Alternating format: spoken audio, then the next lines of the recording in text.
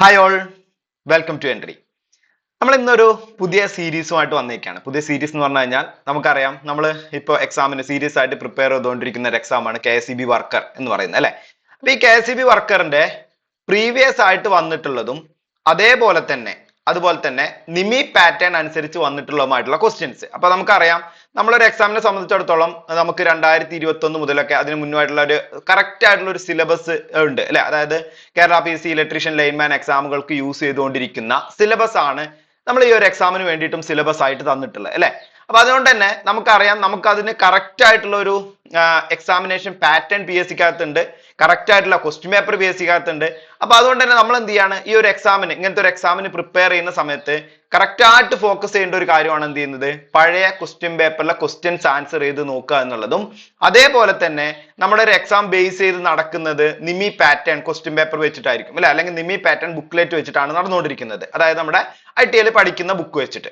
അപ്പൊ ഈ പാറ്റേണിൽ നിമി ഇറക്കിയിട്ടുള്ള കുറച്ച് ക്വസ്റ്റ്യൻസും ഉണ്ട്. അപ്പൊ ഈ രണ്ട് ക്വസ്റ്റ്യൻസും കൂടി ഉൾപ്പെടുത്തിയിട്ട് ഒരു മിഷൻ 100 എന്നുള്ള രീതിയിൽ, ഒരു മോഡൽ ടെസ്റ്റ് എന്നുള്ള രീതിയിൽ ഒരു പുതിയ സീരീസ് ആയിട്ടാണ് നമ്മൾ എന്ത് ചെയ്യുന്നത്, ഇന്ന് മുതൽ നമ്മൾ സ്റ്റാർട്ട് ചെയ്യുന്നത്. അതായത് നിങ്ങൾക്ക് എന്ത് ചെയ്യുന്നുണ്ടായിരിക്കും, ഓരോ ക്ലാസ്സുകളിലും ഇതിനകത്ത് വന്നിട്ടുള്ള ഓരോ മൊഡ്യൂൾ ബേസ് ചെയ്തിട്ട് കേട്ടോ, നമ്മൾ കറക്റ്റ് ആയിട്ട് മൊഡ്യൂൾ ഫോക്കസ് ചെയ്തിട്ട് തന്നെ ആയിരിക്കും പോകുന്നുണ്ടാവുക.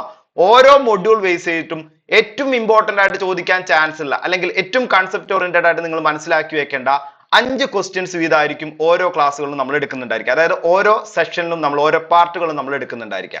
അങ്ങനെ ഈ സിലബസ് ഫുൾ കവർ ചെയ്യുന്ന രീതിയിൽ, ഈ ഒരു സിലബസ് ഫുൾ കവർ ചെയ്യുന്ന രീതിയിൽ എല്ലാ മോഡ്യൂളിൽ നിന്നും 10 ക്വസ്റ്റ്യൻസ് വരെ വരുന്ന രീതിയിൽ, 10 ക്വസ്റ്റ്യൻസ് വരുന്ന രീതിയിൽ നിങ്ങൾക്ക് എന്ത് ചെയ്യുന്നുണ്ടായിരിക്കും, 20 ക്ലാസ്സുകളായിട്ട് 100 ക്വസ്റ്റ്യൻസ്, അതാണ് ഞാൻ ഒരു മോഡൽ ടെസ്റ്റ് എന്ന് പറഞ്ഞത്. 100 ക്വസ്റ്റ്യൻസ് ആയിരിക്കും നിങ്ങൾക്ക് എന്ത് ചെയ്യുന്നുണ്ടായിരിക്കുക, ഈ ഒരു സീരീസിലൂടെ നിങ്ങൾക്ക് കിട്ടുന്നുണ്ടായിരിക്കുക കേട്ടോ. അപ്പൊ നമുക്ക് ആ ഒരു പ്രിപ്പറേഷന്റെ ഭാഗമായിട്ട് ഏറ്റവും നല്ല രീതിയിൽ നിങ്ങൾക്ക് പ്രിപ്പറേഷൻ ചെയ്യാൻ വേണ്ടിയിട്ട് ആ ഒരു മോഡൽ ക്വസ്റ്റ്യൻസ്, വെറുതെ ക്വസ്റ്റ്യൻസ് പറയാൻ മാത്രമല്ല, ക്വസ്റ്റ്യൻ ബേസ് ചെയ്തിട്ട് നമുക്ക് ഇനി അതൊരു ക്വസ്റ്റ്യൻ ആയിട്ട് വന്നിട്ടുണ്ട് എന്നുണ്ടെങ്കിൽ ഇനി ഒരു ക്വസ്റ്റ്യൻ അവിടെ നിന്ന് എങ്ങനെ ഫ്രെയിം ചെയ്യാം എന്നുള്ള കാര്യം കൂടി വെച്ചിട്ടായിരിക്കും നമ്മൾ എന്ത് ചെയ്യുക, ഈ ഒരു സീരീസ് നിങ്ങൾക്ക് മുന്നിൽ വെക്കുന്നത് കേട്ടോ. അപ്പൊ നിങ്ങൾ കറക്റ്റ് ആയിട്ട് ഫോക്കസ് ചെയ്ത് ക്ലാസ്സുകൾ കാണുക, കറക്റ്റ് ആയിട്ട് നിങ്ങൾ എന്ത് ചെയ്യണം, വർക്ക്ഔട്ട് ചെയ്യുക കേട്ടോ. അപ്പൊ നമുക്ക് നല്ല രീതിയിൽ എന്ത് ചെയ്യാൻ പറ്റും, 100% ഒരു സക്സസ് ആയിട്ട് ആ ഒരു ജോലി നമുക്ക് എന്ത് ചെയ്യാൻ പറ്റും, ക്രാക്ക് ചെയ്യാൻ വേണ്ടി പറ്റുന്നുണ്ടാവും അല്ലെ. അപ്പൊ നമുക്ക് ഓരോ ക്വസ്റ്റ്യൻസ് ആയിട്ട് നോക്കാം. നിങ്ങൾ ജസ്റ്റ് ആൻസേഴ്സ് കാര്യങ്ങളൊക്കെ നിങ്ങൾക്ക് കിട്ടുന്നുണ്ടോ നോക്കുക, കാര്യങ്ങളൊക്കെ നിങ്ങൾ മനസ്സിലാക്കിയിട്ട് പഠിച്ചു പോവുക കേട്ടോ. ഫസ്റ്റ് ക്വസ്റ്റ്യനിലേക്ക് നമ്മൾ പോവാണ്. How many electrons are in A aluminium atom എന്നാണ് ചോദിച്ചുള്ളത് അല്ലെ. അപ്പൊ നമുക്ക് സാധാരണ രീതിയിൽ നമ്മുടെ ഫണ്ടമെന്റൽസ് ഓഫ് ഇലക്ട്രിസിറ്റി അല്ലെങ്കിൽ ബേസിക് കൺസെപ്റ്റിൽ നിന്നും ഏറ്റവും കൂടുതലായിട്ട് നമ്മളെ ക്വസ്റ്റ്യൻ പേപ്പറിൽ റിപ്പീറ്റ് ചെയ്തുകൊണ്ട് വന്നിരിക്കുന്ന ഒരു ക്വസ്റ്റ്യൻ ആണ് എന്ത് ചെയ്യുന്നത്, ഈ ആറ്റം ബേസ് ചെയ്തിട്ട്, അതായത് അറ്റോമിക് സ്ട്രക്ചർ ബേസ് ചെയ്തിട്ടുള്ള ക്വസ്റ്റ്യൻസ് എന്ന് പറയുന്നത് കേട്ടോ. അപ്പൊ ഇവിടെ ചോദിച്ചിട്ടുള്ളത് ഒരു അലുമിനിയം ആറ്റത്തിൽ എത്ര ഇലക്ട്രോണുകൾ ഉണ്ടായിരിക്കും എന്നുള്ളതാണ് നമ്മളെ ക്വസ്റ്റ്യൻ അല്ലെ. ഒരു അലുമിനിയം ആറ്റത്തിൽ എത്ര ഇലക്ട്രോണുകൾ ഉണ്ടായിരിക്കും എന്നുള്ളതാണ് ക്വസ്റ്റ്യൻ. അവിടെ ഓപ്ഷൻസ് ആയിട്ട് 13, 18, 29, 43 ആണ് ഓപ്ഷൻസ് ആയിട്ട് വന്നിട്ടുള്ളത്. അപ്പൊ എത്ര ഇലക്ട്രോണുകൾ ഉണ്ടാവും ചോദിച്ചു കഴിഞ്ഞാൽ നമുക്ക് അവിടെ അറിയുന്ന ഒരു കൺസെപ്റ്റ് ആണ് നമ്പർ ഓഫ് ഇലക്ട്രോൺസ് എന്ന് പറയുന്നത്, ഇലക്ട്രോണുകളുടെ എണ്ണം എന്ന് പറയുന്നത് ആ ആറ്റത്തിനെ സംബന്ധിച്ചിടത്തോളം അതിന്റെ അറ്റോമിക് നമ്പറിനും അതേപോലെ തന്നെ അവിടെ ഉണ്ടാവുന്ന പ്രോട്ടോണുകളുടെ നമ്പറിനും ഒക്കെ ഈക്വൽ ആയിട്ട്, തുല്യമായിട്ടാണ് വരാറുള്ളത് അല്ലെ. അപ്പൊ ഇങ്ങനത്തെ ക്വസ്റ്റ്യൻസ് എന്ന് പറഞ്ഞു കഴിഞ്ഞാൽ അറ്റോമിക് സ്ട്രക്ചർ ബേസ് ചെയ്തിട്ടും അതേപോലെ തന്നെ ആറ്റത്തിന്റെ എണ്ണം ബേസ് ചെയ്തിട്ടും, അതായത് ആറ്റത്തിൽ നിന്ന് ആറ്റോമിക് നമ്പർ ബേസ് ചെയ്തിട്ട് ഇലക്ട്രോണുകളുടെ എണ്ണം കേട്ടോ, ഇലക്ട്രോണുകളുടെ എണ്ണം ബേസ് ചെയ്തിട്ടും എല്ലാം നമുക്ക് എന്ത് ചെയ്യാണ്, ചോദിക്കാൻ ചാൻസ് ഉള്ളതാണ്. അപ്പൊ അതുകൊണ്ട് തന്നെ ഇവിടെ ചോദിച്ചിട്ടുള്ളത് അലുമിനിയം ആണ്. അപ്പൊ നമ്മൾ ഒരു കൺഫ്യൂഷൻ ഉണ്ടാവണോ അല്ലെ, ആറ്റോമിക് നമ്പർ എന്നൊക്കെ പറഞ്ഞു കഴിഞ്ഞാൽ നമുക്ക് ഒരുപാട് മൂലകങ്ങൾ പഠിച്ചു വെക്കാനുണ്ട്, ഇതെല്ലാം പഠിച്ചു വെക്കണമെന്നുള്ളത് കേട്ടോ. ഒന്നും വേണ്ട, അത്ര ഒന്നും പഠിച്ചു വെക്കണ്ട. ഇമ്പോർട്ടന്റ് ആയിട്ട്, വളരെ ഇമ്പോർട്ടന്റ് ആയിട്ട് ഒരു 5 മൂലകം നിങ്ങൾ എന്ത് ചെയ്താൽ മതി, പഠിച്ചു വെച്ചാൽ മതി. അതിന്റെ കൂടെ നിങ്ങൾക്ക് എന്ത് ചെയ്യുന്നുണ്ടായിരിക്കും, ഈ ആൻസേഴ്സ് ഒക്കെ ചെയ്യാൻ വേണ്ടി പറ്റുന്നുണ്ട് കേട്ടോ. വളരെ ഇമ്പോർട്ടന്റ് ആയിട്ടുള്ള 5 മൂലകം എന്ന് പറഞ്ഞു കഴിഞ്ഞാൽ നിങ്ങൾക്ക് മനസ്സിലായിട്ടുണ്ടാവും ഏതൊക്കെയാണ് 5 എന്നുള്ളത്. ഇലക്ട്രിക്കലി നമ്മൾ ഏറ്റവും കൂടുതലായിട്ട് പറയുന്ന, അല്ലെങ്കിൽ നമ്മൾ മോഡ്യൂൾ വൈസ് ഒക്കെ ആയിട്ട് പഠിച്ചു പോകുമ്പോൾ ഒരു 5 മൂലകങ്ങളാണ് നമ്മൾ പഠിച്ചു പോകുന്നത് അല്ലെ. ഈ 5 മൂലകങ്ങൾ നിങ്ങൾ പഠിച്ചു വെച്ച് കഴിഞ്ഞാൽ ഷുവർ ആയിട്ട് നിങ്ങൾക്ക് എന്ത് ചെയ്യാൻ പറ്റും, ഈ മാർക്ക് സ്കോർ ചെയ്യാൻ വേണ്ടി പറ്റുന്നതായിരിക്കും. അപ്പൊ ഏതൊക്കെയാണ് 5 മൂലകങ്ങൾ നോക്കാം. അതിന് മുന്നേ ആയിട്ട് നമുക്ക് ഈ ഒരു ക്വസ്റ്റ്യൻ ആൻസർ പറയാം അല്ലെ. എന്താണ് ഈ ക്വസ്റ്റ്യൻ ആൻസർ എന്ന് പറയുന്നത്, അലുമിനിയത്തിന്റെ അറ്റോമിക് നമ്പർ എന്ന് പറയുന്നത് എത്ര വരുന്നുണ്ടായിരിക്കുക, 13 ആണ് വരുന്നുണ്ടാവുക. അലുമിനിയത്തിന്റെ അറ്റോമിക് നമ്പർ എന്ന് പറയുന്നത് 13 ആണ് വരുന്നത്. അതുകൊണ്ട് തന്നെ എത്ര ഇലക്ട്രോൺസ് അലുമിനിയത്തിൽ ഉണ്ടായിരിക്കും എന്ന് ചോദിച്ചു കഴിഞ്ഞാൽ അവിടെ നമുക്ക് പറയാം, കാരണം അലുമിനിയത്തിന്റെ അറ്റോമിക് നമ്പറിന് ഈക്വൽ ആണ് എന്ത് ചെയ്യുക, നമ്പർ ഓഫ് ഇലക്ട്രോൺസ് എന്ന് പറയുന്നത് അല്ലെ. അപ്പൊ അവിടെ നമുക്ക് പറയാം എന്താണ്, 13 ആണ് വരുന്നുണ്ടാവുക. അതായത് ഓപ്ഷൻ എ ആണ്, 13 ആണ് നമുക്ക് ആൻസർ ആയിട്ട് കിട്ടുന്നുണ്ടാവും അല്ലെ. ദെൻ ഇതിന്റെ കൂടെ തന്നെ നിങ്ങൾ നോക്കി വെക്കേണ്ട ഒരു ഇമ്പോർട്ടന്റ് ആയിട്ടുള്ള കാര്യം കൂടിയുണ്ട്. അതാണ് ഇവിടെയുള്ള ഈ ഒരു 283 എന്ന് എഴുതിയിട്ടുള്ളത് കേട്ടോ. എന്താണത്, അറ്റോമിക് സ്ട്രക്ചർ അനുസരിച്ചിട്ട് ഓരോ ഷെല്ലുകളിലും എത്ര ഇലക്ട്രോണുകൾ അല്ലെ. നമുക്കറിയാം ആറ്റംസ് എന്ന് പറയുന്നത് ഇലക്ട്രോണുകൾ ഷെല്ലുകളായിട്ടാണ് ക്രമീകരിച്ചിട്ടുണ്ടായിരിക്കുക. അപ്പൊ ഓരോ ഷെല്ലുകളിലും എത്ര ഇലക്ട്രോണുകളാണ് വന്നിട്ടുണ്ടാവുക, ഇതും നമ്മളെ ക്വസ്റ്റ്യൻ പേപ്പറിൽ ചോദിച്ചിട്ടുള്ള കാര്യം കേട്ടോ. എത്രയാണ് വന്നിട്ടുണ്ടാവുക? അപ്പൊ കഴിഞ്ഞ ക്വസ്റ്റ്യൻ പേപ്പർ നിങ്ങൾ കണ്ടിട്ടുണ്ടായിരിക്കും അല്ലെ, അതായത് വളരെ പ്രീവിയസ് ആയിട്ട് നടന്ന എക്സാമിന്റെ ക്വസ്റ്റ്യൻ പേപ്പറിൽ ഉണ്ടായിരുന്നു, കോപ്പറിന്റെ ചോദിച്ചിട്ടുണ്ടായിരുന്നു. അതേപോലെ അലുമിനിയത്തിന്റെയും നമ്മളോട് എന്ത് ചെയ്യാണ്, പ്രീവിയസ് ആയിട്ട് വരുന്നതാണ്, പ്രീവിയസ് ചോദിക്കുന്ന കൺസെപ്റ്റ് ആണ് കേട്ടോ. അപ്പൊ അതുകൊണ്ട് അലുമിനിയം നമ്മൾ പഠിച്ചു വെക്കണം. അവിടെ എത്ര വന്നിട്ടുണ്ടായിരുന്നത്? 2, 8, 3 ആണ് അല്ലെ. അതായത് ഒന്നാമത്തെ ഷെല്ലിൽ 2 ഇലക്ട്രോണും രണ്ടാമത്തെ ഷെല്ലിൽ 8 ഇലക്ട്രോണും മൂന്നാമത്തെ ഷെല്ലിൽ എന്ത് ചെയ്യാണ് 3 ഇലക്ട്രോണുമാണ് വന്നിട്ടുണ്ടായിരുന്നത് അല്ലെ. അപ്പൊ 2, 8, 3 ആണ് എന്ത് ചെയ്യുന്നത്, അവിടെ നമുക്ക് ആ നമ്പർ ആയിട്ട് നമുക്ക് കിട്ടുന്നത് അല്ലെ. അതായത് അവിടുത്തെ ഒരു അറ്റോമിക് സ്ട്രക്ചർ എന്ന് പറയുന്നത് ഓരോ ഷെല്ലുകളിലുമുള്ള ഇലക്ട്രോണുകളുടെ എണ്ണം എന്ന് പറയുന്നത്, അത് നിങ്ങൾ എന്ത് ചെയ്യണം, കറക്റ്റ് ആയിട്ട് പഠിച്ചു വെക്കണം. അത് ചിലപ്പോൾ ചോദിക്കുന്നത് എങ്ങനെയായിരിക്കും, വാലൻസ് ഇലക്ട്രോണിൽ എത്ര ആറ്റം ഉണ്ട്, അല്ലെങ്കിൽ എത്ര ഇലക്ട്രോൺസ് ഉണ്ടെന്നായിരിക്കും ചോദിക്കുന്നുണ്ടാവുക. അല്ലെങ്കിൽ രണ്ടാമത്തെ വാലൻസ് ഷെൽ എന്ന് പറഞ്ഞാൽ എന്താണ്, ഏറ്റവും അവസാനത്തെ ഷെല്ലിനെ അല്ലെ പറയാം. അതായത് നമുക്ക് ഇവിടെ നോക്കുകയാണെങ്കിൽ ഈ ഷെല്ലിനെയാണ് നമ്മൾ എന്ത് വിളിക്കുന്നുണ്ടായിരിക്കുക, വാലൻസ് ഷെൽ എന്ന് വിളിക്കുന്നുണ്ടായിരിക്കും അല്ലെ. അപ്പൊ വാലൻസ് ഷെല്ലിൽ എത്ര ഇലക്ട്രോണുകളാണ് ഉള്ളത്, അല്ലെങ്കിൽ രണ്ടാമത്തെ ഷെല്ലിൽ എത്ര ഇലക്ട്രോണുകളാണ് ഉള്ളത്, അതും അല്ലെങ്കിൽ ഒന്നാമത്തെ ഷെല്ലിൽ എത്ര ഇലക്ട്രോണുകളാണ് ഉള്ളത്, ഈ രീതിയിലായിരിക്കും ചോദിക്കുക കേട്ടോ. അതൊരു ബേസ് ആയിട്ട്, ഒരു ആറ്റത്തിനെ ബേസ് ചെയ്തിട്ടായിരിക്കും നമുക്ക് ചോദിക്കുന്നുണ്ടായിരിക്കുക. അതായത് ഏതെങ്കിലും ഒരു മെറ്റീരിയലിനെ ബേസ് ചെയ്തിട്ടായിരിക്കും നമുക്ക് എന്ത് ചെയ്യാം, ക്വസ്റ്റ്യൻസ് ആയിട്ട് ചോദിക്കുന്നുണ്ടാവുക. അപ്പൊ നമ്മൾ ഇനി നോക്കേണ്ട എന്താണ്, നമുക്ക് പഠിച്ചു വെക്കേണ്ട ഇമ്പോർട്ടന്റ് ആയിട്ടുള്ള 5 മൂലകങ്ങൾ, 5 എലമെന്റുകൾ ഏതാണ്, ആ 5 എലമെന്റുകളുടെ അറ്റോമിക് നമ്പർ, ഇലക്ട്രോൺ കോൺഫിഗറേഷൻ എന്താണ് എന്നുള്ളത് നമ്മൾ പഠിച്ചു വെക്കണം അല്ലെ. ഏതൊക്കെയാണ് 5 എലമെന്റ്സ് എന്ന് പറയുന്നത്? Copper, aluminium, silicon, germanium and silver. ഈ 5 എണ്ണം ഇമ്പോർട്ടന്റ് ആയിട്ട് പഠിച്ചു വെക്കുക. അതിന്റെ കൂടെ ബോണസ് ആയിട്ട് വേണമെങ്കിൽ നിങ്ങൾ കാർബൺ കാര്യങ്ങളൊക്കെ പഠിച്ചു വെച്ചോ. പക്ഷേ ഈ 5 എണ്ണം നിങ്ങൾക്ക് എന്ത് ചെയ്യണം, നിർബന്ധമായിട്ട് നിങ്ങളുടെ കയ്യിൽ അറ്റോമിക് നമ്പർ വേണം. അതേപോലെ തന്നെ എന്ത് ചെയ്യണം, ഇലക്ട്രോൺ കോൺഫിഗറേഷനും വേണം. ഇത് ക്ലിയർ ആയിട്ട് പഠിച്ചു വെക്കും വേണം. കാരണം എന്താണ്, ഇത് നമുക്ക് വളരെ പ്രീവിയസ് ആയിട്ടുള്ള എക്സാംസുകളെല്ലാം നമ്മളെ ക്വസ്റ്റ്യൻ പേപ്പറുകളിൽ വന്നിട്ടുള്ള കാര്യങ്ങളാണ് കേട്ടോ. അപ്പൊ കോപ്പറിന്റെ അറ്റോമിക് നമ്പർ എന്ന് പറയുന്നത് എത്രയാണ്, 29 ആണ് വരുന്നുണ്ടാവുക അല്ലെ. കോപ്പറിന്റെ അറ്റോമിക് നമ്പർ എന്ന് പറയുന്നത് 29 ആണ് വരുന്നുണ്ടാവുക.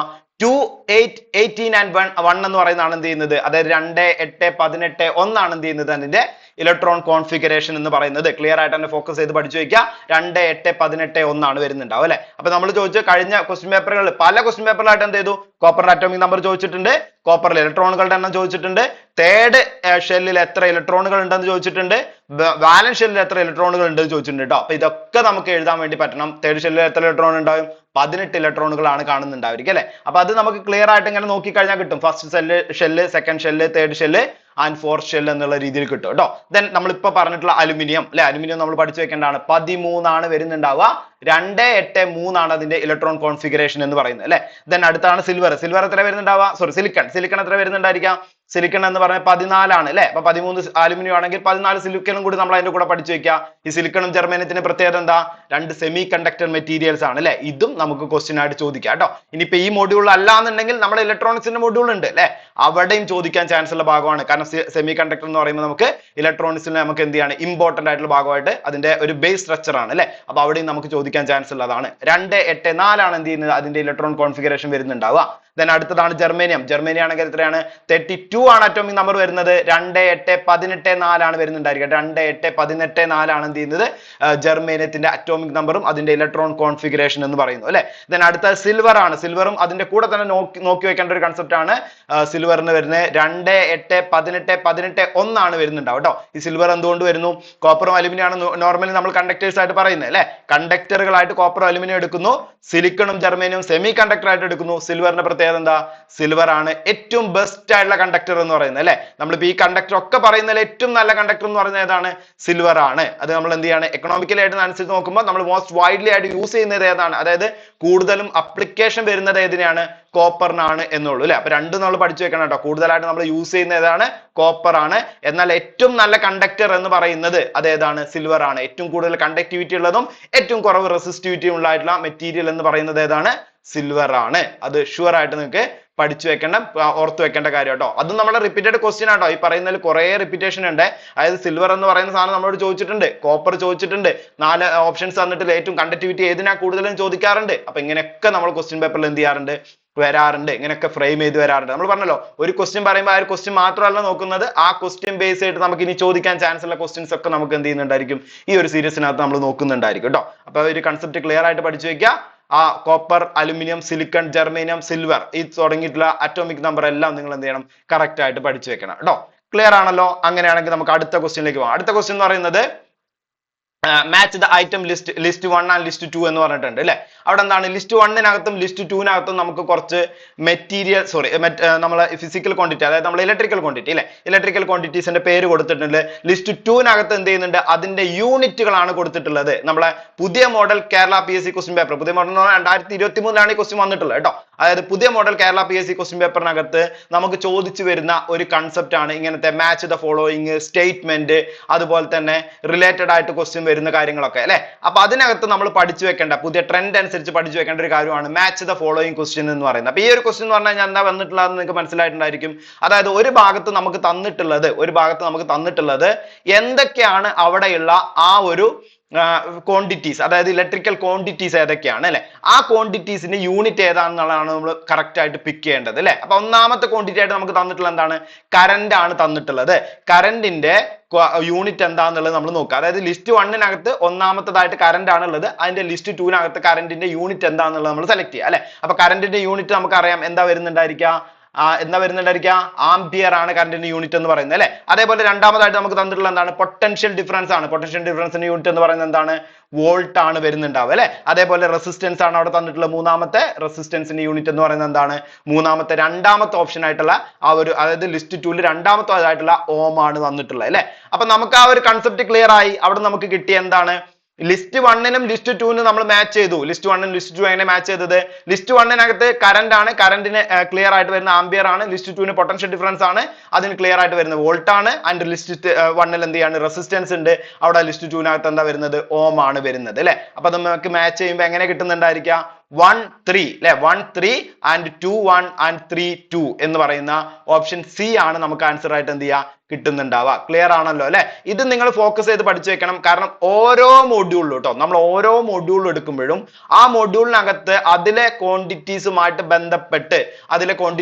ബന്ധപ്പെട്ടുള്ള യൂണിറ്റുകൾ ഉണ്ടായിരിക്കും. യൂണിറ്റുകൾ എന്ന് പറയുന്നത് എന്താണ്, ചിലപ്പോൾ ഡിറൈവ് ചെയ്ത് വരുന്ന യൂണിറ്റുകൾ, അതായത് ഇപ്പൊ നമ്മൾ ആ ഒരു യൂണിറ്റിനെ ഇക്വേഷൻ ബേസ് ചെയ്തിട്ട് വരുന്ന യൂണിറ്റുകൾ ഉണ്ടായിരിക്കും, അതല്ലെങ്കിൽ ഡയറക്റ്റ് ആയിട്ട് വരുന്ന യൂണിറ്റുകൾ ഉണ്ടായിരിക്കും കേട്ടോ. അപ്പൊ ഇങ്ങനെയുള്ള യൂണിറ്റുകൾ നിങ്ങൾ എന്ത് ചെയ്യണം, ഫോക്കസ് ചെയ്ത് പഠിച്ചു വെച്ചിട്ടുണ്ടായിരിക്കണം. ആ യൂണിറ്റുകൾ നമുക്ക് ക്ലിയർ ആയിട്ട് അങ്ങോട്ടും ഇങ്ങോട്ടും കൺഫ്യൂഷൻ വരാത്ത രീതിയിൽ, കാരണം ഇങ്ങനെ ഒരു മാച്ച് ദ ഫോളോയിങ് ഒക്കെ വരികയാണെന്നുണ്ടെങ്കിൽ അത് നമുക്ക് കറക്റ്റ് ആയിട്ട് അറ്റൻഡ് ചെയ്യണം എന്നുണ്ടെങ്കിൽ എല്ലാ യൂണിറ്റുകളും നമ്മൾ എന്ത് ചെയ്യണം, അറിഞ്ഞിട്ടുണ്ടാവണം. അത് നമുക്ക് കൺഫ്യൂഷൻ വരാത്ത രീതിയിൽ തന്നെ റിപ്പീറ്റ് ആയിട്ട് പഠിച്ചുകൊണ്ടിരിക്കണം കേട്ടോ. അപ്പൊ നമുക്ക് ആൻസർ എന്താ വരുന്നത്, ഓപ്ഷൻ സി ആണ് വരുന്നുണ്ടാവുക. 1 3 2 1 3 2 എന്ന് പറയുന്ന ആ ഒരു ഓപ്ഷൻ ആണ് നമുക്ക് എന്ത് ചെയ്യുക ഇവിടെ കിട്ടുന്നുണ്ടാവും അല്ലെ. അപ്പൊ ഇങ്ങനത്തെ ന്യൂ മോഡൽ ക്വസ്റ്റ്യൻസ് ഒക്കെ എഴുതാൻ വേണ്ടിയിട്ട് ഞാൻ പറഞ്ഞു യൂണിറ്റുകളൊക്കെ കറക്റ്റ് ആയിട്ട് പഠിക്കുക. അപ്പൊ അതിൽ ഏറ്റവും ഇമ്പോർട്ടന്റ് ആയിട്ടുള്ള യൂണിറ്റുകൾ മാത്രമേ ഇവിടെ കൊടുത്തിട്ടുള്ളൂ. ബാക്കി നിങ്ങൾ യൂണിറ്റുകൾ എന്ത് ചെയ്യാം, നോട്ട് ചെയ്യുക കേട്ടോ. അത് എല്ലാ മൊഡ്യൂളിലും വേണം. എല്ലാ മൊഡ്യൂളിന്റെയും യൂണിറ്റുകൾ നിങ്ങളുടെ കയ്യിൽ ഉണ്ടാവണം കേട്ടോ. അപ്പൊ ഇലക്ട്രിക് കറന്റിന്റെ യൂണിറ്റ് എന്താണ്, ആംപിയർ ആണ് വരുന്നുണ്ടാവുക അല്ലെ. വോൾട്ടേജ് അല്ലെങ്കിൽ പൊട്ടൻഷ്യൽ ഡിഫറൻസിന്റെ യൂണിറ്റ് എന്താണ്, വോൾട്ട് ആണ് വരുന്നുണ്ടാവുക. റെസിസ്റ്റൻസിന്റെ യൂണിറ്റ് എന്താണ്, ഓം ആണ് വരുന്നുണ്ടാവുക. പവറിന്റെ യൂണിറ്റ് എന്താണ്, വാട്ട് ആണ് വരുന്നുണ്ടാവുക. എനർജിയുടെ യൂണിറ്റ് എന്താണ്, ജൂൾ ആണ് വരുന്നുണ്ടാവുക. ചാർജ്, ഇലക്ട്രിക് ചാർജിന്റെ യൂണിറ്റ് എന്താണ്, കൂളം ആണ് വരുന്നുണ്ടാവുക അല്ലെ. ആംപിയർ സെക്കൻഡ് എന്ന് പറയുന്ന യൂണിറ്റ് കേട്ടോ. ഇതാണ് ഡിറൈവ്ഡ് യൂണിറ്റ് എന്ന് പറയുന്നത്. ഇങ്ങനെ കിട്ടുന്ന യൂണിറ്റുകളും അതിന്റെ കൂടെ എന്ത് ചെയ്യണം, നോട്ട് ചെയ്ത് വെച്ചിട്ടുണ്ടായിരിക്കണം. ഫ്രീക്വൻസി എന്താണ്, ഹെഡ്സ് ആണ് വരുന്നുണ്ടാവുക. കണ്ടക്ടൻസ് എന്താ വരുന്നുണ്ടാവുക, സിമെൻസ്, അല്ലെങ്കിൽ നമുക്ക് വേറെ യൂണിറ്റ് പറയാം അല്ലെ, ഏതാണ്, മോ എന്ന് പറയുന്ന ഒരു യൂണിറ്റ് പറയാം അല്ലെ. ആ യൂണിറ്റും നിങ്ങൾ എന്ത് ചെയ്യണം, പഠിച്ചു വെച്ചിട്ടുണ്ടായിരിക്കണം കേട്ടോ. അപ്പൊ യൂണിറ്റ് വളരെ ഇമ്പോർട്ടന്റ് ആണ്. യൂണിറ്റ് പഠിച്ചു വെക്കണം. എല്ലാ ക്വസ്റ്റ്യൻ പേപ്പറും ഇങ്ങനെ മാച്ച് ദ ഫോളോയിങ് ആയിട്ട് വന്നിട്ടില്ല എന്നുണ്ടെങ്കിൽ സിമ്പിൾ ആയിട്ട് നമുക്ക് ഒരു യൂണിറ്റ് എന്താണെന്ന് ചോദിക്കുന്ന രീതിയിലെങ്കിലും ക്വസ്റ്റ്യൻസ് നമുക്ക് എന്ത് ചെയ്യാം, പ്രതീക്ഷിക്കാം കേട്ടോ. അപ്പൊ വളരെ ഇമ്പോർട്ടന്റ് ആയിട്ടുള്ള ടൈമാണ് യൂണിറ്റുകൾ എന്ന് പറയുന്നത്. അതും നിങ്ങൾ പഠിച്ചു വെക്കുക. നമ്മൾ പറഞ്ഞത് ഒരു മോഡൽ ക്വസ്റ്റ്യൻ പേപ്പർ എന്നുള്ള രീതിയിലാണ് നമ്മൾ പറയുന്നത്. അതിനകത്ത് ഇങ്ങനത്തെ കാര്യങ്ങളൊക്കെ നമുക്ക്, അതായത് റിപ്പീറ്റ് നാച്ചുറൽ വന്നുകൊണ്ടിരിക്കുന്ന കാര്യങ്ങളൊക്കെ നമ്മൾ എന്ത് ചെയ്യുന്നുണ്ട്, ഇതിനകത്ത് നമ്മൾ പറയുന്നുണ്ടായിരിക്കും കേട്ടോ. അപ്പൊ നിങ്ങൾ പഠിച്ചു വെക്കേണ്ട ഒരു കൺസെപ്റ്റ് ആണ്. യൂണിറ്റുകളും നിങ്ങൾ അതിന്റെ കൂടെ നോക്കി വെക്കുക അല്ലെ. നെക്സ്റ്റ് ക്വസ്റ്റ്യൻ ആണ്, which of the following process is known as soldering എന്നാണ് പറഞ്ഞത്. നമ്മൾ ഫസ്റ്റ് മോഡ്യൂളിനകത്ത് നമുക്ക് പഠിക്കാനുള്ള ഒരു കൺസെപ്റ്റ് ആണ് സോൾഡറിംഗ് ടെക്നിക് എന്ന് പറയുന്നത് അല്ലെ. അപ്പൊ അതിനകത്തുള്ള ഒരു ക്വസ്റ്റ്യൻ ആണ്, which of the process is known as soldering. അപ്പൊ നമുക്ക് അടുത്ത് വരുന്ന ഒരു മോഡൽ ഓഫ് ക്വസ്റ്റ്യനും കൂടെയാണിത്. എന്താണ് ക്വസ്റ്റ്യൻ എന്ന് പറയുന്നത്, സ്റ്റേറ്റ്മെന്റ് ടൈപ്പ് ക്വസ്റ്റ്യൻ എന്ന് പറയുന്നത് അല്ലെ. നമുക്ക് ഇതുപോലെയുള്ള സ്റ്റേറ്റ്മെന്റ് ടൈപ്പ് ക്വസ്റ്റ്യൻസ് നമുക്ക് ചോദിക്കാറുണ്ട്. അപ്പൊ സ്റ്റേറ്റ്മെന്റ് ടൈപ്പ് ക്വസ്റ്റ്യൻസ് നിങ്ങൾ അറ്റൻഡ് ചെയ്യുന്ന സമയത്ത് ആദ്യം നോക്കേണ്ടത് എന്താണ് ഈ മേലെ പറഞ്ഞിട്ടുള്ള കാര്യം എന്നുള്ളത് കറക്റ്റ് ആയിട്ട് മനസ്സിലാക്കി വെക്കണം കേട്ടോ. ഇവിടെ എന്താ പറഞ്ഞിട്ടുള്ളത്, which of the following process is known as soldering എന്നാണ് പറഞ്ഞിട്ടുള്ളത്. ഈ പറഞ്ഞിട്ടുള്ളത് എന്താണ്, സോൾഡറിംഗുമായിട്ട് ബന്ധപ്പെട്ടുള്ള പ്രോസസ്സിൽ ഏതാണ് കറക്റ്റ് ആയിട്ട് വരുന്നുണ്ടാവും അല്ലെ. കാരണം അങ്ങനെയാണ് നമ്മൾ ചോദിച്ചത്. കറക്റ്റ് ഇൻകറക്റ്റ് എന്നൊന്നും നമ്മളവിടെ വീട് പറഞ്ഞിട്ടില്ല. ചില നമ്മളെ സാധാരണ സ്റ്റേറ്റ്മെന്റ് ക്വസ്റ്റ്യൻസ് ഒക്കെ വരുമ്പോൾ അങ്ങനെ പറയാറുണ്ട്, കറക്റ്റ് ഇൻകറക്റ്റ് എന്നുള്ള രീതിയിലൊക്കെ പറയാറുണ്ട്. പക്ഷെ ഇവിടെ അങ്ങനെ നമുക്ക് തന്നിട്ടില്ല. എന്നാലും നിങ്ങൾ എന്ത് ചെയ്യണം, നോക്കി വെച്ചിട്ടുണ്ടായിരിക്കണം. which of the following process is known as soldering എന്ന് പറഞ്ഞു കഴിഞ്ഞാൽ സോൾഡറിങ്ങുമായിട്ട് ബന്ധപ്പെട്ട് പറയാൻ പറ്റുന്ന സ്റ്റേറ്റ്മെന്റ് ഏതാണ് എന്നാണ് നമ്മളോട് ചോദിച്ചിട്ടുള്ളത് അല്ലെ. ഒന്നാമത്തെ കാര്യം എന്താ പറഞ്ഞിട്ടുള്ളത്? The process of joining two metal conductors without melting them എന്ന് പറഞ്ഞിട്ടുണ്ട്. The process of joining two metal conductors by melting them എന്ന് പറഞ്ഞിട്ടുണ്ട്.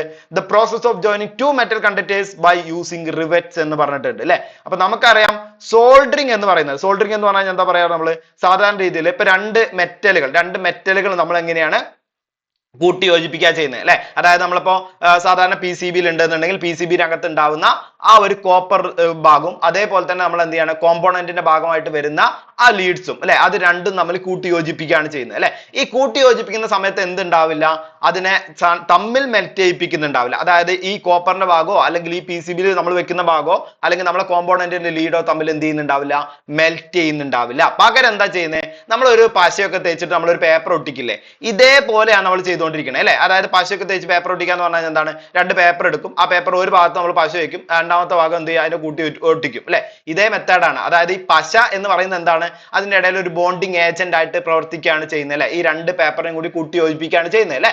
ഇതേപോലെയാണ് സോൾഡറിങ് ചെയ്യുന്നത്. സോൾഡർ എന്ന് പറയുന്ന ഒരു ബോണ്ടിങ് ഏജന്റ് അല്ലെ. എന്താ പേരെന്താണ്, സോൾഡർ എന്ന് പറയുന്നത് ഒരു അലോയ് ആണ്. ആ ഒരു സോൾഡർ എന്ന് പറയുന്ന അലോയ് ലെഡും ടിന്നും ചേർന്നുള്ള ഒരു അലോയ് ആണ്. ഈ അലോയ് ആണ് എന്ത് ചെയ്യുന്നത്, രണ്ട് മെറ്റീരിയൽസിനെ തമ്മിൽ കൂട്ടി യോജിപ്പിക്കുന്നത് അല്ലെ. രണ്ട് മെറ്റീരിയൽസിനെ തമ്മിൽ എന്ത് ചെയ്യണേ, കൂട്ടി യോജിപ്പിക്കുന്നത്. അപ്പൊ അവിടെ നമുക്ക് എന്ത് പറയാം, മെറ്റലുകൾ പരസ്പരം മെൽറ്റ് ചെയ്യുന്നുണ്ടാവില്ല. പരസ്പരം മെൽറ്റ് ചെയ്യാതെ ഒരു ബോണ്ടിങ് ഏജന്റിന്റെ സഹായത്തോടെ എന്ത് ചെയ്യാണ്, അത് ജോയിൻ ചെയ്യിപ്പിക്കുകയാണ് ചെയ്യുന്നുണ്ടാവുക അല്ലെ. അപ്പൊ അവിടെ ഫസ്റ്റ് സ്റ്റേറ്റ്മെന്റ് വായിച്ചു നോക്കാം. The process of joining two metal conductors without melting them എന്നാണ് പറഞ്ഞിട്ടുള്ളത് അല്ലെ. അതായത് മെൽറ്റ് ചെയ്യാതെ ജോയിൻ ചെയ്യുക എന്നാണ് പറഞ്ഞിട്ടുള്ളത്. അപ്പൊ അതിൽ നമുക്ക് കിട്ടി ഒന്നാമത്തെ സ്റ്റേറ്റ്മെന്റ് കറക്റ്റ് ആണ് കിട്ടി അല്ലെ.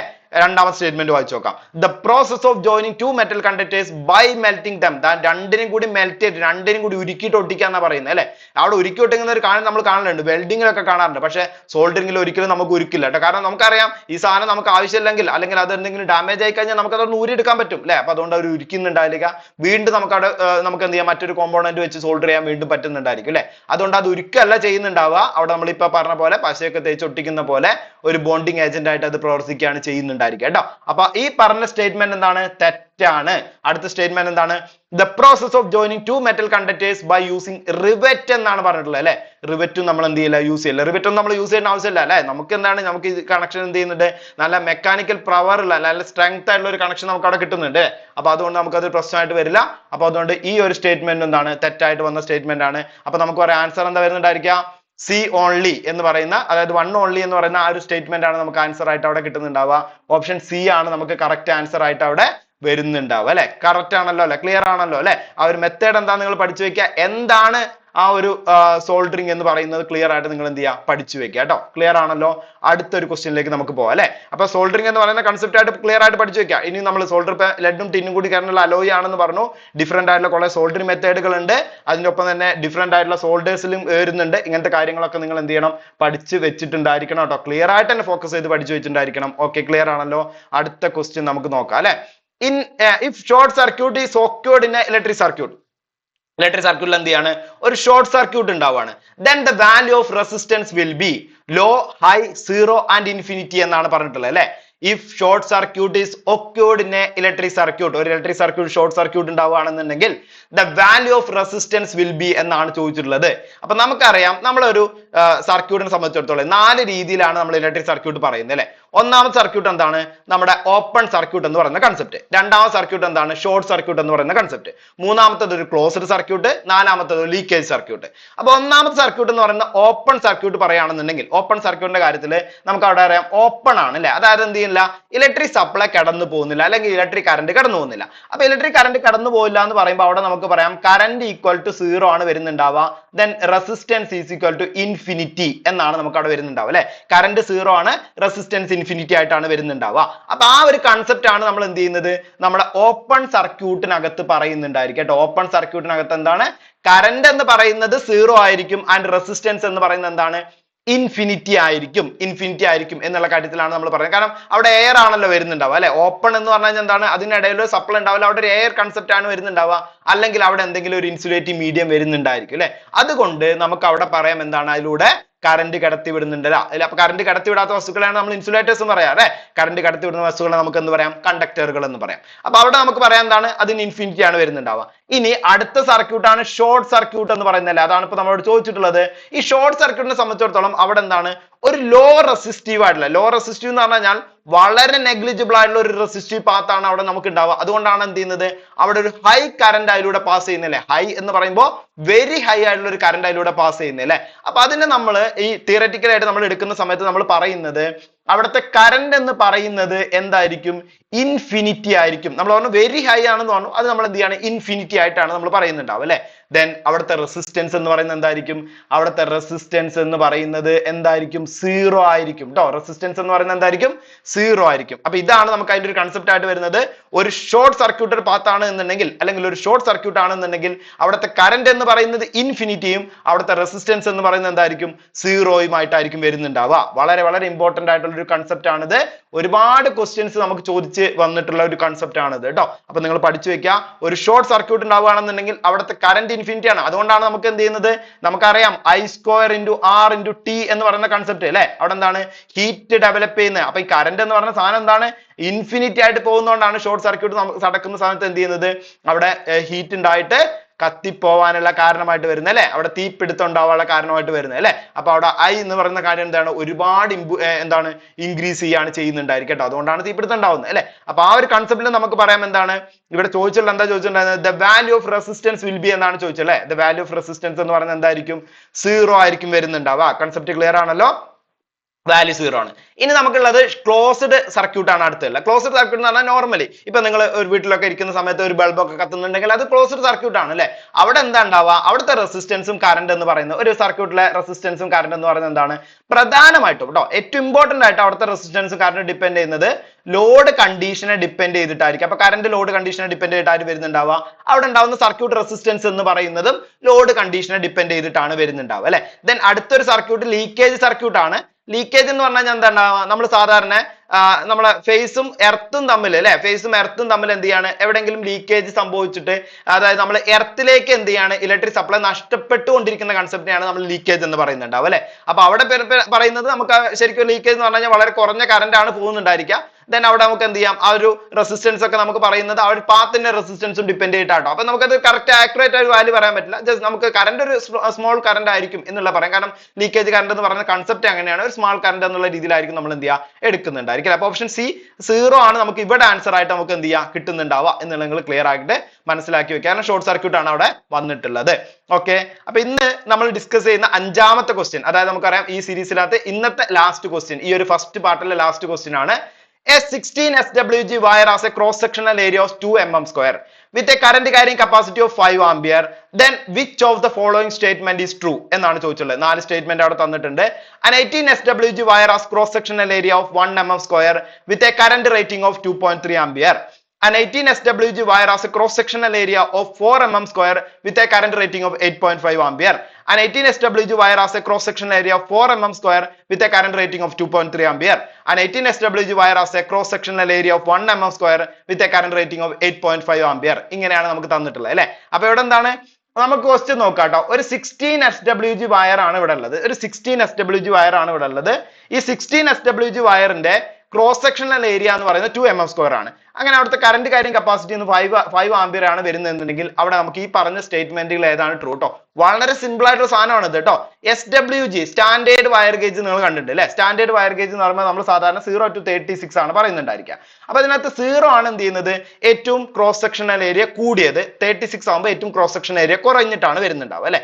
അപ്പൊ ഇതിനകത്ത് നമുക്ക് മനസ്സിലാക്കാം, ഈ നമ്പർ കൂടി പോകും തോറും ക്രോസ് സെക്ഷൻ ഏരിയ കുറയാണ് ചെയ്യുന്നുണ്ടാവുക എന്ന് മനസ്സിലാക്കാം അല്ലെ. അപ്പൊ ഇവിടെ 16 SWG ആണ് പറഞ്ഞിട്ടുള്ളത്, ഇവിടെ 18 SWG ആണ്, ഇവിടെ 18 SWG ആണ്, ഇവിടെ 18 SWG ആണ്, ഇവിടെ 18 SWG ആണ് അല്ലെ. അപ്പൊ 16 SWG നിന്നും 18 SWG ആയിട്ട് അതിന് ചേഞ്ച് വരുന്ന സമയത്ത്, 18 SWG ആയിട്ട് ചേഞ്ച് വരുന്ന സമയത്ത് അവിടെ അതായത് ക്രോസ് സെക്ഷൻ ഏരിയയിൽ എന്ത് വരികയാണ്, കൂടുതലായിട്ട് വരുന്ന സമയത്ത് നമുക്ക് അവിടെ ഈ mm² എന്ന് പറയുന്നത്, അതായത് ഞാൻ പറഞ്ഞു ക്രോസ് സെക്ഷൻ SWG കൂടുതലായിട്ട് വരുന്ന സമയത്ത് കേട്ടോ, SWG കൂടുതലായിട്ട് വരുന്ന സമയത്ത് ക്രോസ് സെക്ഷണൽ ഏരിയ എന്ന് പറയുന്നത് നമ്മൾ പറഞ്ഞ എന്താണ്, കുറയാണ് ചെയ്യുന്നുണ്ടാവുക. അപ്പൊ ഇവിടെ എല്ലാം 18 SWG അല്ലേ പറഞ്ഞിട്ടുള്ളത്. ഇവിടെ നമുക്ക് 2 ആണ് ആദ്യം തന്നിട്ടുള്ള കൺസെപ്റ്റ് അല്ലെ. അങ്ങനെ ആകുമ്പോൾ നമുക്ക് ഇവിടെ 1, ഇവിടെ 4, ഇവിടെയും 4, ഇവിടെയും 4 ആണ് പറഞ്ഞിട്ടുള്ളത്. അപ്പൊ നമുക്കറിയാം എന്താണ്, കുറയാണ് ചെയ്യുന്നുണ്ടാവുക. കാരണം 16 18ലേക്കാണ് മാറിയിട്ടുള്ളത്, കൂടുകയാണ് ചെയ്തിട്ടുള്ളത്. അതായത് SWG നമ്പർ കൂടുകയാണ് ചെയ്തിട്ടുള്ളത്.